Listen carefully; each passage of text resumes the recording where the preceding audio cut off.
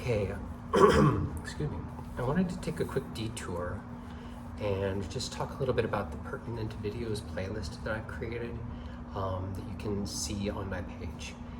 And it's basically, it's the only two recordings of T.Y. Pang doing Bakwa of which I'm aware.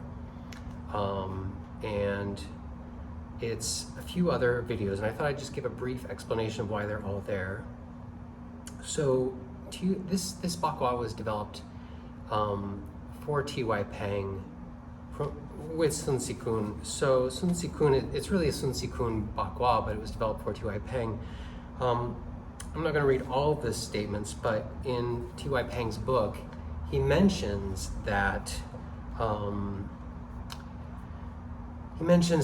was really individualized back in the day, and if you really look into the history of Bakwa, you can find that that's so, but it's less so now. Now more and more people just learn forms from previous masters, and that's okay too, but it is worth saying truly great Bakwa mastery involves developing it into your own. So I wanted to just read this one little statement here because it really caught my attention the last time I read his book. Master Sun hoped and suggested that after a sufficient time of practice, I would blend the Tai Chi, Jingyi, and Bakwa into one school and give it the name of Tai He, or School of Great Harmony. For more than 30 years have passed since then. I've been teaching for more than 20 years, but have not been motivated to create such a school. Therefore, the wish of Sun's has remained unfulfilled.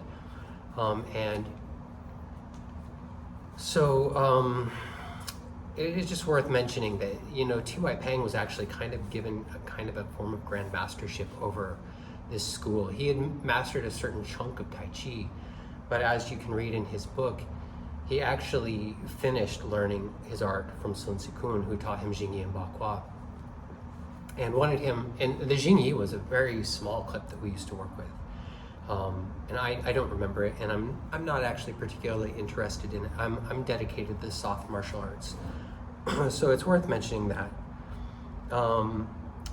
So there's some subtle modifications if you look at T.Y. Pang's form.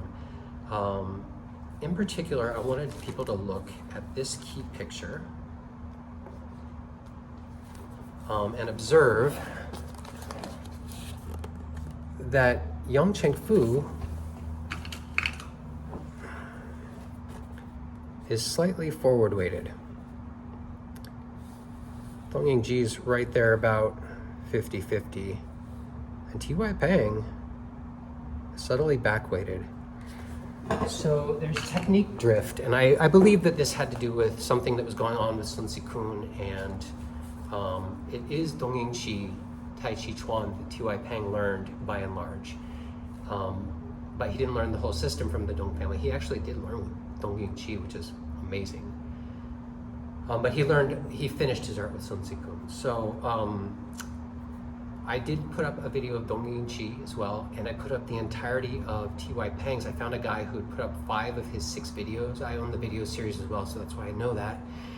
You can learn the entire form on that with his video series, and it's a really great, it's the best video series I've ever personally seen for learning the form. So another video I put up was of Sifu Henny Eleonora. So he has about an 11 video sequence on Bakwa that he's put under a master list on his page, and I've linked one of his videos where you can see him doing the whole thing and kind of his climax video, as it were, the final real instruction, and the rest of it's, I forget why I wasn't interested in the other videos off the top of my head, but it's a great resource if you decide, oh, I really love this art and I want to explore the Gua. He's got the whole thing. As best I can recall, it's just like I learned it from Sifu Robert Fong, who learned directly from T.Y. Pang. And he was given full instruction. He teaches T.Y. Pang's whole system. There's a video of T.Y. Pang's Bakwa brother, another Sun Si-kun video, and it's the guy, he's in a maroon, and it's an older video, and there's a guy singing over the top, this really it's an interesting song. I kind of get stuck in my head. Anyway, so it's really interesting to watch that video because you can see technique drift. Bakwa is supposed to have been personalized, and you're supposed to personalize it yourself too once you've developed it. So it's really cool to watch a brother of T.Y. Pang and then watch T.Y. Pang and be like, oh wow, these are significantly different in some ways. In some ways, they're quite the same. So that's that one. There's one a guy named Sonny Manon, who I just discovered, who does the T.Y. Pang Bakwa as well. I put up 2 videos of him, one where he does the gua, and it's worth mentioning. You can see technique drift. His number 1 is significantly different than you'll see Henya Eleonora or T.Y. Pang do, or that I remember learning from Mr. Fong. But it does look like an older version of that technique that you'll see more frequently in other schools. So is it wrong? No, it's not wrong. It's a progression. And he had some interesting, he had some really good short breakdown discussion in his videos, and I thought those would be good for people to hear. So I put them out there. He has a really similar understanding overall to my understanding of the Bakwa, with the one exception being something about pushing the ball forward in front of you. I see what he's saying, but I also,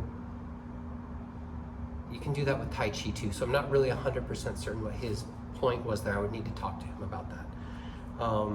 But anyway, great sequence of resources there.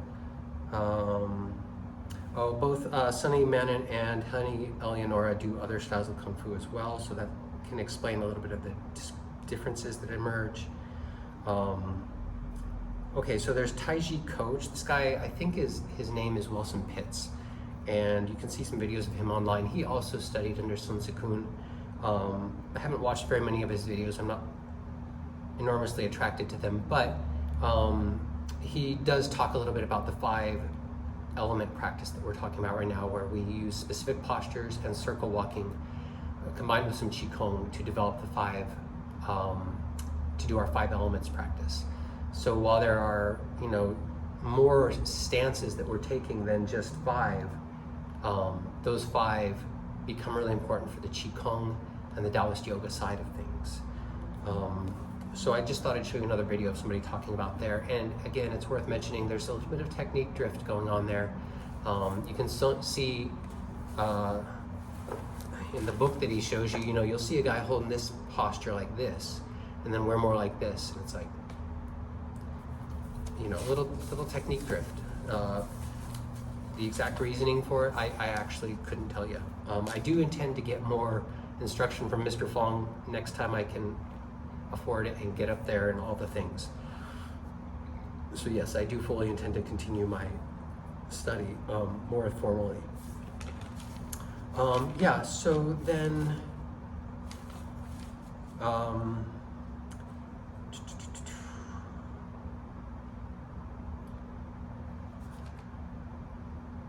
yeah, I think I covered it all.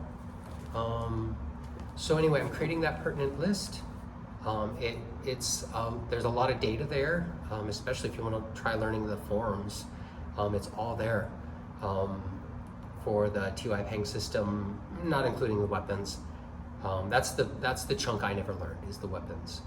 I started to, but I don't want to learn dozens of forms of swords, and I only really want to, swords are a pretty esoteric weapon in this day and age, and I really prefer how Aikido works with weapons. So I just never fully engaged with the weapons curriculum there. It was mostly just forms. In fact, I don't remember ever doing a partner drill at all. So anyway, yeah, I'll probably put up an occasional extra video. That occasional extra video will always relate to my lineage or people who are talking about, or maybe cousins of my lineage, close enough but not quite. I'll be hunting down and putting up some Aikido from my Sifu or my sensei as well. But yeah, that's actually a pretty extensive video list that I've got up for the moment, and it'll hopefully help you. All right, thank you.